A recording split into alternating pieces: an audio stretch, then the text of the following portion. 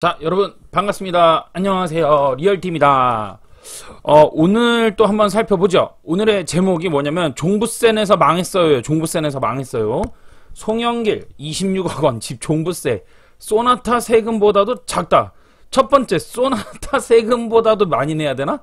이렇게 뭐 말을 이렇게 하시나 말씀을. 에? 아 참나.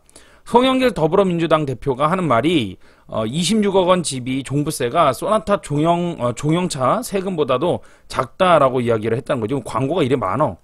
송 대표는 이날에 이제 자신의 SNS에다가 국민의 2%만 종부세를 낸다는 정부의 설명과 달리 가구 원수 기준의 4.6%에 달한다라는 취사의 기사를 공유한 뒤 이같이 주장했다. 그러니까 2%가 아니라 더 많다, 가구 원수로 봐야 되지 않느냐라고 이야기를 하니까 이분이 한 얘기가 그렇다 해가지고 뭐 많이 내는 것도 아니다. 뭐 이런 식으로 이제 이분께서 이제 말씀을 하신 거죠. 그러면서 제가 당대표가 돼서 종부세 부과 기준을 9억에서 10가 16억 정도 이제 그죠? 그래서 공시지가로는 한 11억 정도로 상향시켰는데 즉 16억 이하로는 종부세를 내지 않아요. 전 국민의 98%는 대상이 아니다라고 강조했다.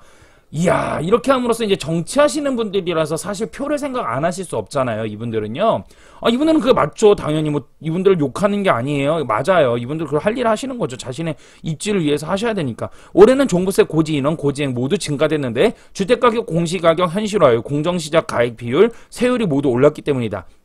집값은 전국적으로 올랐고 정부의 그 공시가 현실화 정책에 따라서 올해 전국 평균 공동주택 공시가 상승률은 14년 만에 최대치인 19.1%를 기록했다 해가지고 어마어마하게 올랐어요. 아따. 자, 두 번째, 종부세가 무주택 울리나?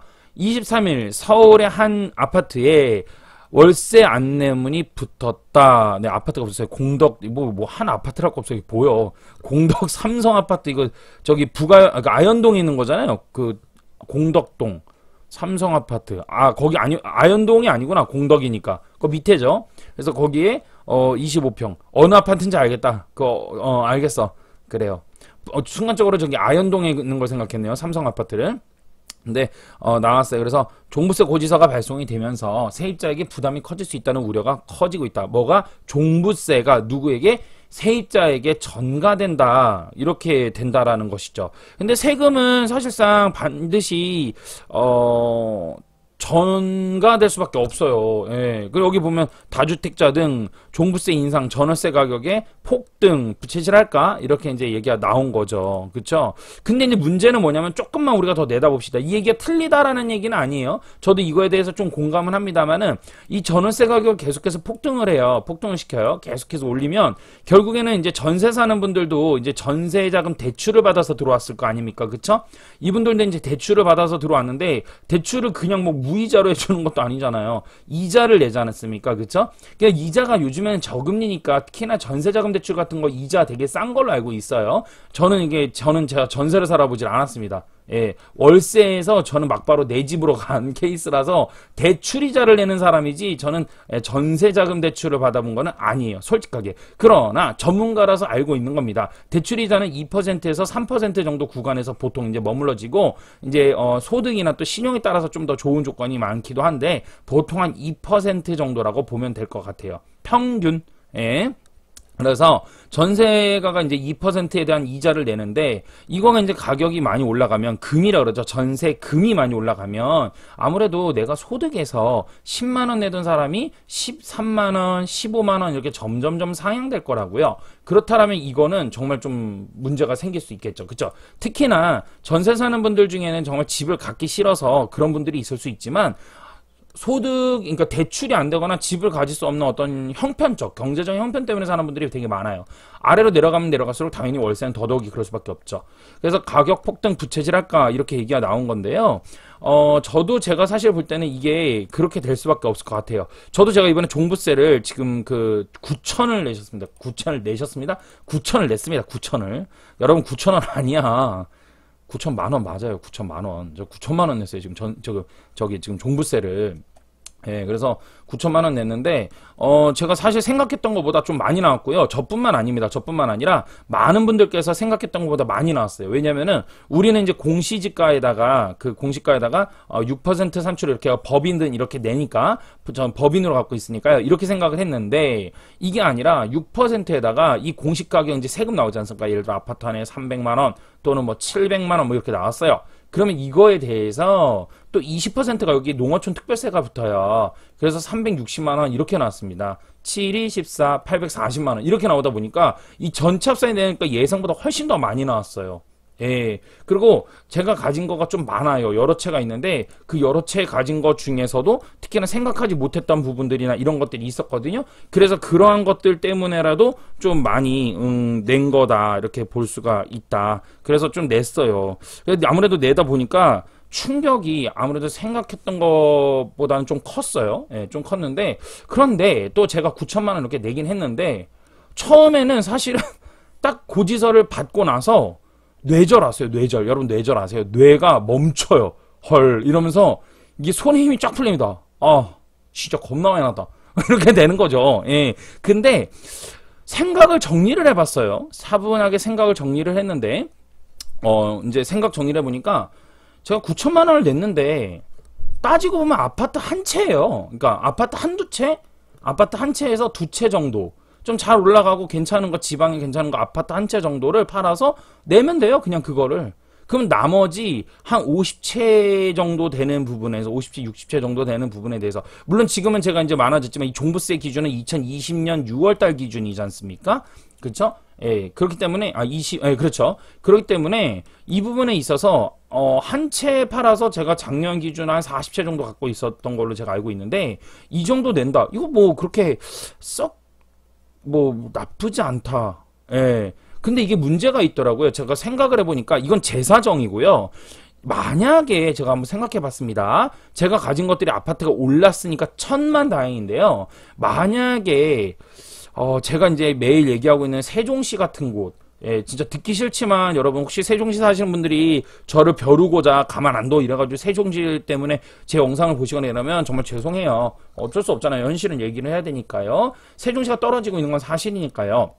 그래서 대구시는 떨어진다라고 얘기를 했는데 세종시 떨어진다라고 말한 전문가분들이 많이 없으셨어요. 근데 이제 세종시는 떨어진다라고 제가 말을 했는데 세종시 적중했죠. 그렇죠? 그리고 이제 서부 대대세 여순강이라 했죠. 서부 대대세 그리고 여순강 이렇게 얘기했는데 이거 연초부터 제가 얘기했거든요. 여기 투자 들어가면 안 된다고. 근데 서울 같은 경우는 계속해서 올라갔던 부분들이 됐고 부산 같은 경우도 계속 올라갔습니다. 대전, 대구도 계속해서 상승을 했지 빠지진 않았는데 세종 같은 경우는 드디어 올해 10월 달부터 드디어 반응이 와서 11월 달에 한참 이제 빠지고 있고요. 그런데 세종시도 마찬가지였어요. 제가 빠집니다 이야기할 때 얘네도 올라가고는 있었거든요. 그런데 반응 지표들이 먼저 나왔다라는 거예요. 반응으로 먼저 선행 반응들이 나왔다. 그 대표적인 게 이제 거래량부터 시작해서 여러 가지 정황들이었는데요. 지금 서울 같은 경우도 딱 그런 케이스로 해가지고 움직여지고 있다라고 보면 되겠죠.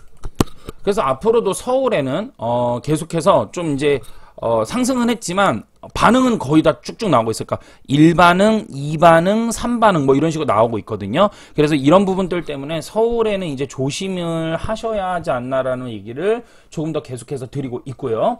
그리고 또 대한민국에서 정말 이름 난다 하는 분들이 많으신데 뭐 유튜브에서도 활동하시는 분들도 많으신데 그런 분들도 오늘 좀 하는 말씀이 이제 조심해라 그런 얘기를 시작을 하시는 것 같아요. 절대로 조심해라 이런 얘기를 이제서야 하시더라고요. 그러면 문제는 뭐냐면 이제서야 조심하라고 하는 거는 조금 늦다라는 거죠. 제가 말씀드렸던 건 곡선이 이렇게 올라가는 거에 있어서 여러분들 여기가 예를 들어서 2018년이었어요. 그리고 여기가 2019년이었어요. 그리고 여기가 2020년이었어요. 2021년이고요. 그죠? 그리고 2022년이에요. 이렇게. 그러면 여러분 투자라는 걸 언제 해야 될까요? 당연히 여기에서 해야 된단 말이에요. 여기 구간에서 최소한 여기까지도 괜찮아요. 여기 구간에서 해야 되고 그리고 뭐 개인 같은 경우는 2년을 그래도 좀 보유하셔야 되니까 이건 제가 인천편에서도 말씀을 드렸던 부분이거든요. 그렇다면 이제 나중에 터는 거가 여기서 산 분들은 여기서 털어도 되고 여기서 털어도 되죠. 터는 시점의 스타트가 여기가 되는 거죠. 시작점이. 그쵸? 그런데 문제는 뭐냐면 여기에서 투자를 하면서 여기서 서울은 계속 간다 또는 뭐 어디가 계속 간다 이렇게 얘기하면 이분들은 투자해가지고 반응이 여기서 나타나는 거에서 털 수가 없어. 가격이 횡보를 하더라도요, 이 가격이 말이 횡보지, 이거 버티기거든요. 버티기 존 들어가는 거거든요. 버티기 존에서 이제 위에서 누르고 아래에서는 매수를 못하니까 계속해서 외면하다가 나중에는 시간이 지나서 전세가가 올라오면서 갭을 줄여가지고 반응을 주고 물가가 상승해서 살 수가 있거나 또는 아니면 아래로 떨어진단 말이에요. 이 구간이 있어요. 이 구간이 있다고요. 제가 이것도 예전에 한번 또 얘기를 했거든요. 유튜브에서. 그쵸? 제 유튜브 구독자분들은 되게 호불호가 갈려. 엄청나게 좋아하는 분들은 엄청나게 보시고 또 이렇게 듣기 싫다고 해가지고 또 그러신 분들 계신데 사실 뭐 쪽수가 중요한 건 아니에요. 전 뭐 제 소신껏 얘기를 하고 있기는 한데 그래서 여튼간에 제가 저번에도 인천편인가 어디에서 이걸 말씀을 드렸어요. 영상에서. 그러면서 이게 무슨 얘기를 했냐면 횡보하는 구간이 있다. 세종시에서도 그런 걸 얘기하면서 그렇죠? 그래서 횡보하는 구간인데 횡보하다가 떨어지는 구간이 있다. 그렇게 말씀을 드렸는데 결국엔 다시 한번 볼게요. 세종시 짠 보세요. 횡보를 했죠. 언제부터 횡보했나요? 예, 21년 3월, 2월, 3월부터 결국엔 횡보세가 시작이 되었었잖아요. 이게 전세가하고 지금 횡보하는 거 보세요. 딱 눈으로 봐도 횡보죠. 그런데 이거가 여러분 이렇게 보면은 이게 횡보로 안 보인다고요. 이게 상승처럼 보이죠. 그쵸? 근데 결국 시간이 이렇게 딱 지나니까 어떻게 돼요? 이렇게 되는 거잖아요. 횡보가 됐잖아요. 옆으로 넣었지 이게 위로 간다고 볼 수 없잖아요. 이거와 이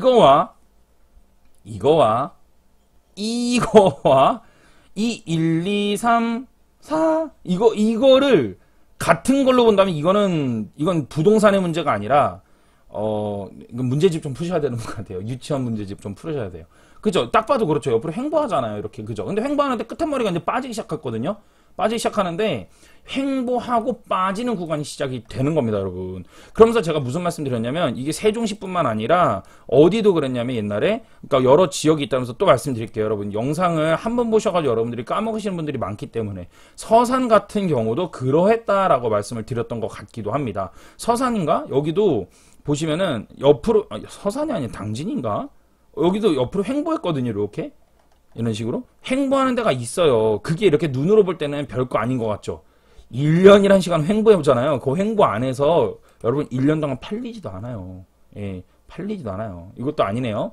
뭐 어딘가 있을 것 같은데 어디가 있을까요? 뭐 울산? 울산이 옛날에 그랬나? 뭐 있습니다. 그런 횡보되는 데가 있어요, 여러분. 못 찾고 있네. 이런데 그렇죠. 이런 데도 보시면 여보세요. 비스듬히 빠지죠. 살짝. 근데 또 빠진 것 같지도 않고, 그죠? 그래서 횡보죠. 여기 횡보 구간이 있어요. 이렇게. 결정적으로 여기서부터 좀 빠지는 것 같죠. 슉 빠지잖아요. 그쵸?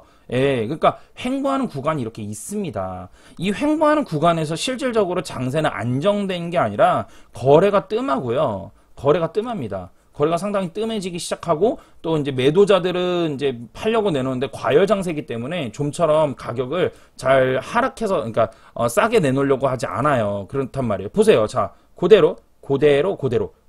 자, 여기 그대로 보세요.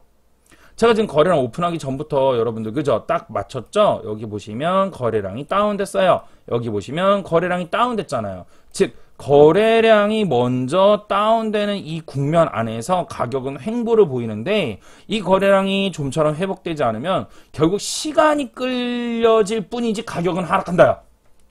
와우. 그러면은 전세가가 이렇게 상승하고 있어요. 그 와중에 조금이라도 비스듬이라도. 그럼 조금 덜 하겠죠.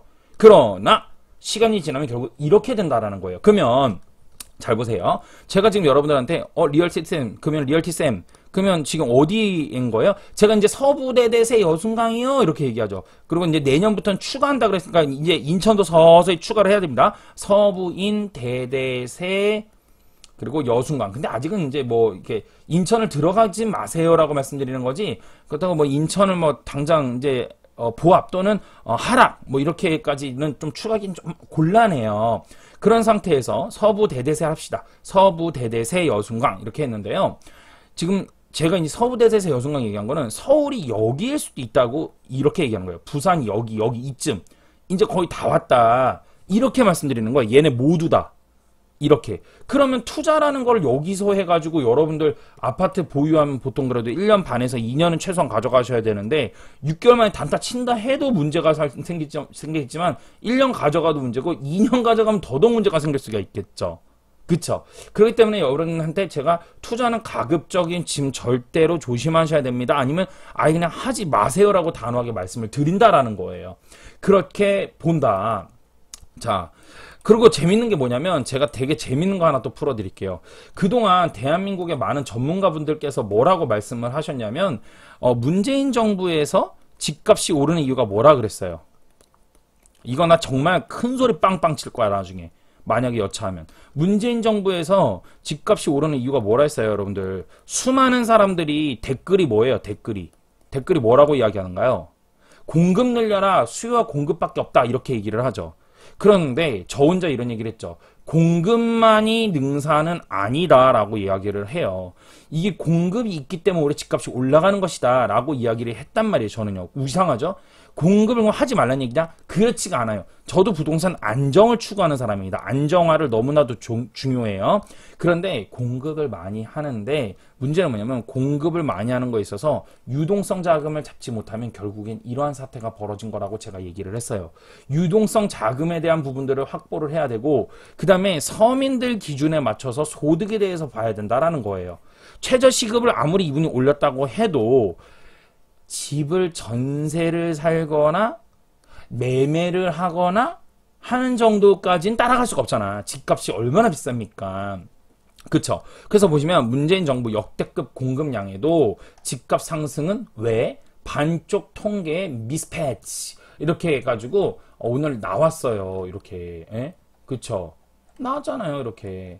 그러니까 이게 문재인 정부에서 아파트가 되게 많이 공급이 있었어요. 보실게요. 문재인 대통령 현 정부에서 공급한 주택 물량이 역대 정부와 비교해서 최대 수준이라는 점을 감안하면 또 한 번 강조한 것과 관련해서 역대급 공급 물량에도 불구하고 왜 집값이 또한 역대급 상승을 기록했는지 관심이 모인다. 그렇죠. 그렇죠.